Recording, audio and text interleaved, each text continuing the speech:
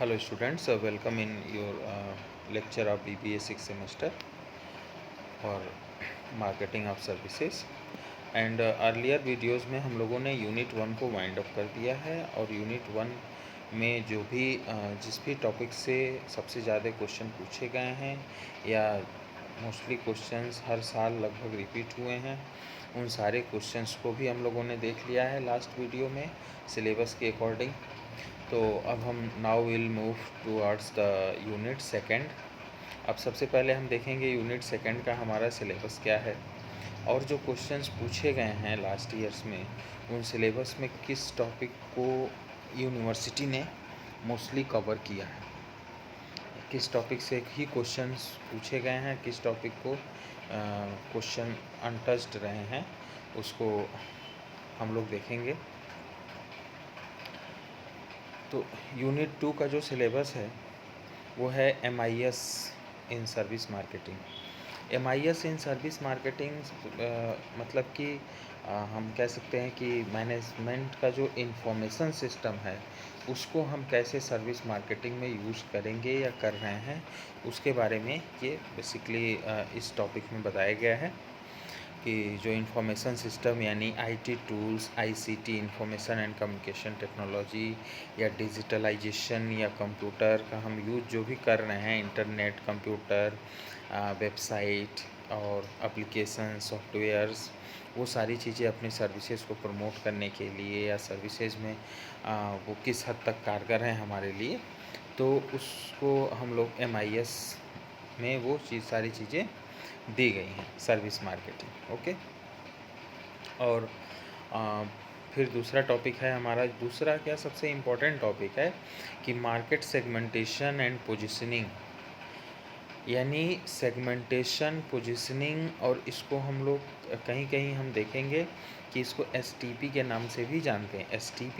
STP means segmenting, targeting and positioning, यानी किसी भी मार्केट में ये स्ट्रेटजी है जो कम्बो स्ट्रेटजी है, कॉम्बिनेशन ऑफ स्ट्रेटजी है STP की, इसको मार्केटर्स यूज करते हैं अपने प्रोडक्ट को एप्रोप्रिएट कंज्यूमर तक पहुंचाने के लिए और जो अपने प्रोडक्ट के लिए प्रॉस्पेक्ट कंज्यूमर को खोजने के लिए या मार्केट से फाइंड आउट करने के लिए, तो वो STP का यूज करते हैं। हर कंपनी मार्केटिंग में STP का यूज करती है।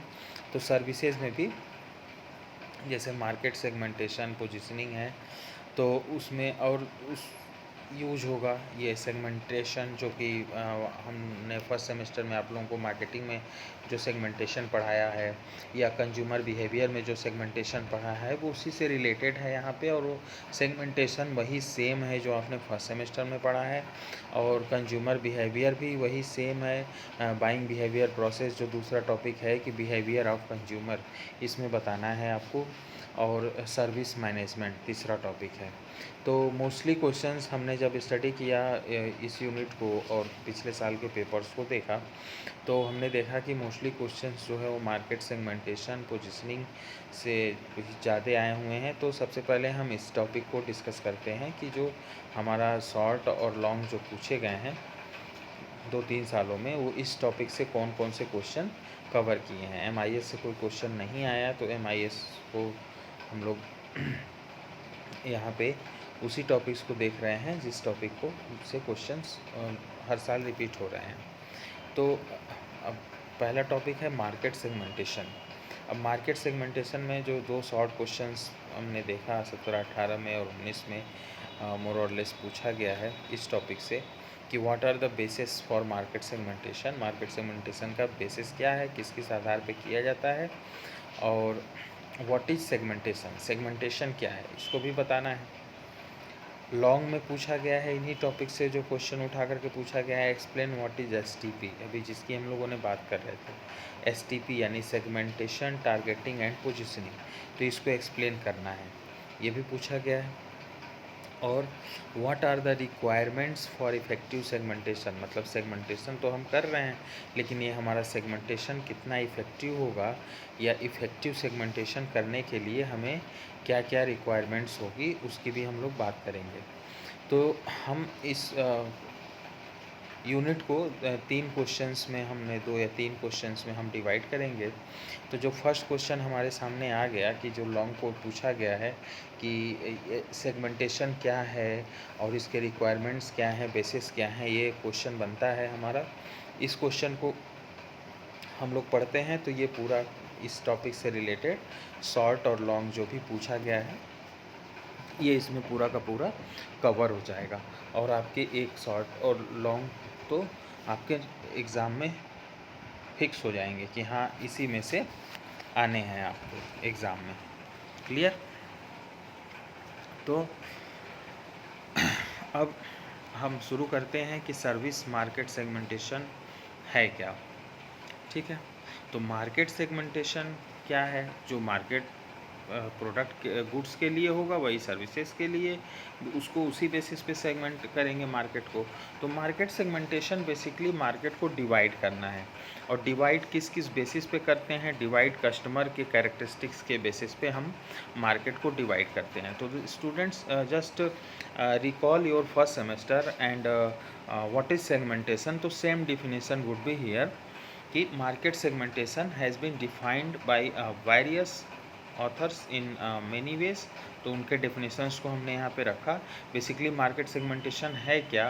वो कि मार्केट को डिवाइड करना और कस्टमर के कैरेक्टरिस्टिक्स के आधार पे या अलग अलग तरह के प्रोडक्ट के लिए अलग अलग कस्टमर को फाइंड आउट करना है।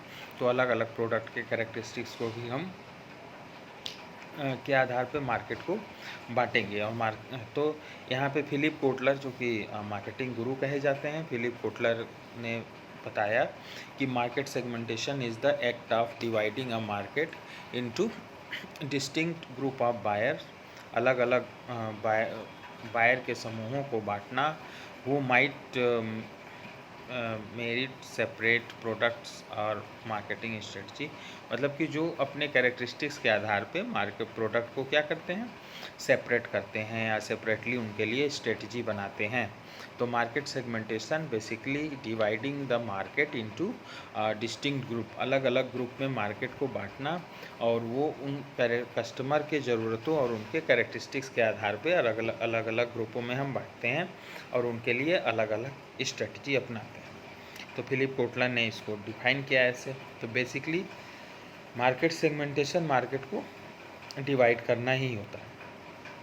अब दूसरा आर.एस. डवर ने डेफिनेशन दिया कि दूसरे पॉइंट में हमने दूसरे डेफिनेशन को मिक्सअप किया है कि ग्रुपिंग ऑफ बायर्स और segmenting the market is described as market segmentation. यानी कि बायर्स का ग्रुप बनाना, मतलब अलग अलग ग्रुप बनाना या उनका बांटना, अलग अलग ग्रुप में बांट देना ही मार्केट का सेगमेंटेशन कहलाता है। क्लियर? यानी मार्केट एक है पूरा, उसको हम अलग अलग सब मार्केट्स में अगर हम उसको बांट दें तो वही हमारा सेगमेंटेशन कहलाता है। क्लियर? W.J. स्टैंटन ने मार्केट सेगमेंटेशन को डिफाइन किया, उन्होंने अपने लैंग्वेज में किया कि market segmentation consist of taking the total heterogeneous market for a product and dividing it into several sub-market or segment, each of which tends to be homogeneous in all significant aspect। वही चीज़ इन्होंने भी कहा, बस अपने शब्दों को इन्होंने बदल दिया और उन्होंने कहा कि मार्केट सेगमेंटेशन क्या करता है? पूरे टोटल में मार्केट को, जो कि हेट्रोजीनियस मार्केट है, मतलब अलग अलग टोटल मार्केट में बहुत सारे तरह तरह के कस्टमर हैं जिनके कैरेक्टरिस्टिक्स, जिनके क्वालिटी, जिनकी ज़रूरतें सब क्या हैं? अलग अलग हैं। तो ऐसे मार्केट को हमको इस तरह से बांटना है इनटू सब सब सब मार्केट में जिसका कि आपस में वो क्या हों? सेम कैरेक्टरिस्टिक्स लिए हों। यानी हेट्रोजीनियस मार्केट में से हम होमोजीनिटी को छाँट करके उसकी ग्रुपिंग कर दें। यानी homogeneous characteristics of the customers को हम एक साथ बंडल बना दें, उसको सेगमेंटेशन कहेंगे। इन्होंने इस तरह से इसको डिफाइन किया। तो मतलब सबका एक ही हुआ कि मार्केट में जितने भी कस्टमर या कस्टमर ग्रुप अवेलेबल हैं उनको हम अपने ज़रूरत के आधार पे या अपने प्रोडक्ट के कैरेक्टरिस्टिक्स के आधार पे, उनके एक तरह के नेचर के आधार पे हम उनको अलग अलग ग्रुपों में बांट देते हैं। और जब वो ग्रुप बन जाते हैं तो उस ग्रुप के अंदर दे पॉजेज द सिमिलर कैरेक्टरिस्टिक्स। पूरे मार्केट में तो वो हेट्रोजीनियस या डिफरेंट कैरेक्टरिस्टिक्स को पॉजेस कर रहे थे, but after that they possess the similar characteristics. Okay, clear. तो market segmentation consist of taking the total heterogeneous market for a product and dividing it into several sub-market or segments, sub-markets या segments, each of which tends to be homogeneous in all significant aspect। मतलब वो सारे groups आपस में homogeneous characteristics लिए हुए होने चाहिए। तो अलग अलग मार्केट को हम एक तरह के सिमिलर कैरेक्टरिस्टिक्स के आधार पर हमने उन मार्केट्स को बांट दिया, तो इसको हमने सेगमेंटेशन कहा। क्लियर। तो सेगमेंटेशन बेसिकली हमारा मार्केट को डिफरेंट ग्रुप के कस्टमर वाले एक होल मार्केट को सिमिलर कैरेक्टरिस्टिक्स के या सिमिलर टाइप के कस्टमर के साथ हम इसको बांट दें या डिवाइड कर दिए, इसी को हमने कहा कि ये हमारा सेगमेंटेशन है। क्लियर।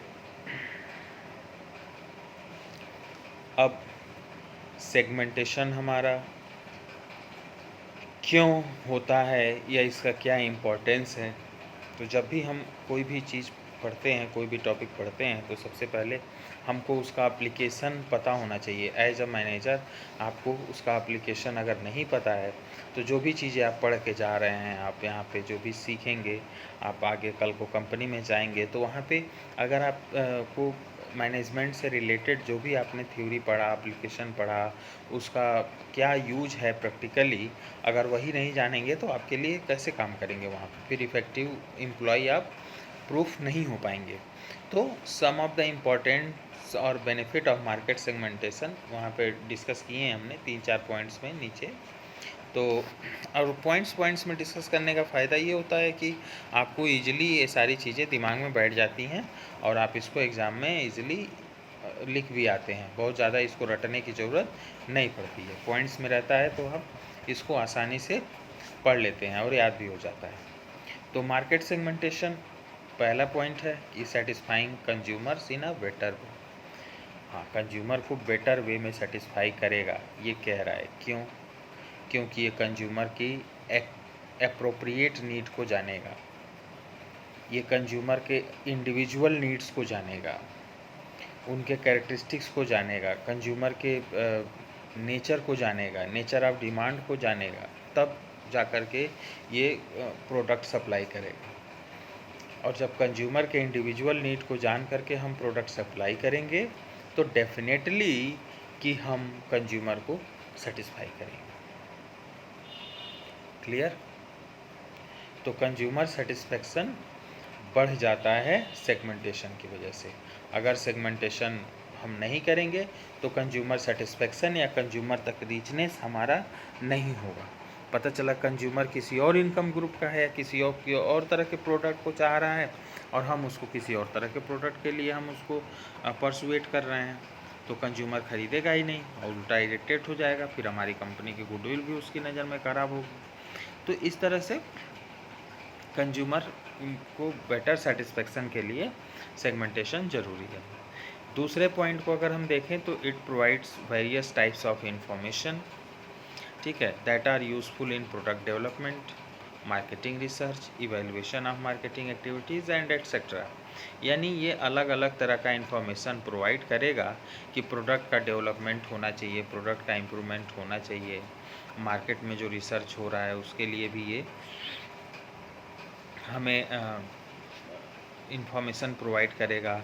मार्केटिंग एक्टिविटीज़ को इवेल्युएट हमको करना है, किस ग्राउंड पे करना है।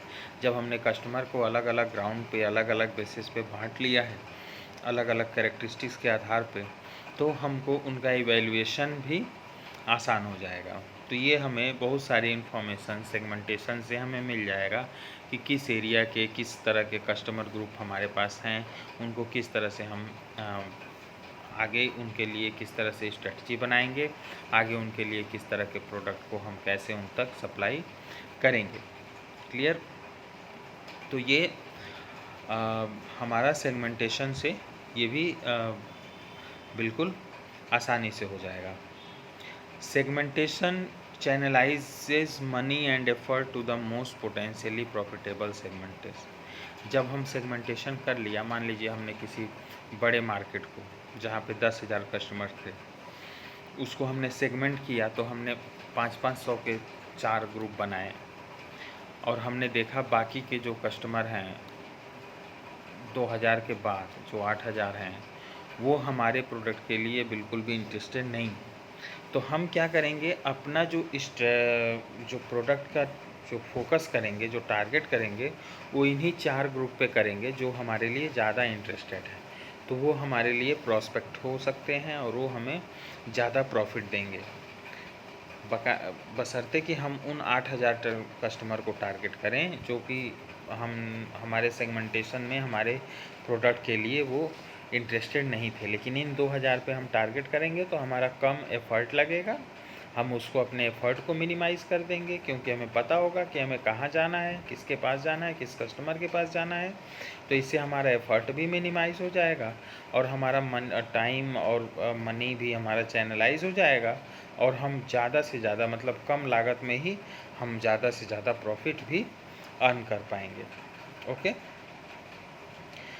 It produces goods and provide services as per the demand of the customers. तो ये भी बिल्कुल सही बात है कि जब हम सेगमेंटेशन कर लेंगे तो सेगमेंटेशन हमारा क्या करेगा कि जो डिमांड होगा कस्टमर का, उसी के आधार पे हम प्रोडक्शन अपना बढ़ाएंगे, और अगर डिमांड नहीं होगा तो हम प्रोडक्शन अपना नहीं बढ़ाएंगे। तो it produces goods and provides services as per the demand of the customer. तो सेगमेंटेशन के होने के बाद हमको ईच एंड एवरी इंडिविजुअल के डिमांड्स को हम इजीली जान पाते हैं, और जब हम उनके डिमांड को जान जाएंगे तब हम उस तरह से प्रोडक्शन अपना बढ़ाएंगे। तो अब पहले ही प्रोडक्शन बढ़ा देंगे तो बहुत ज़्यादा कॉस्ट इनकर करेगी, और कॉस्ट इनकर करेगी, उतना सेल नहीं होगा मार्केट में, उतनी डिमांड नहीं होगी, तो हम लॉस में जाएंगे। तो ये सिचुएशन से सेगमेंटेशन हमको आसानी से बचा लेता है। Clear? It helps in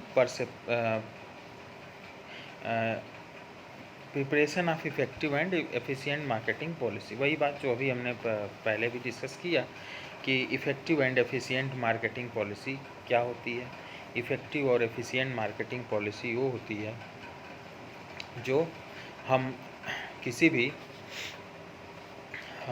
particular अपने प्रोडक्ट को मार्केट तक पहुंचाने के लिए बिल्कुल एकदम सही चैनल के थ्रू और सही कस्टमर तक, मतलब कि product for the right customer to the right place at the right time, हम कह सकते हैं। तो ये चीज़ें हम कैसे कर पाएंगे?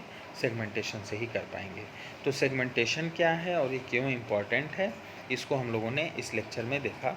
अब नेक्स्ट लेक्चर में हम लोग देखेंगे इसका बेसिस फॉर सेगमेंटेशन क्या है।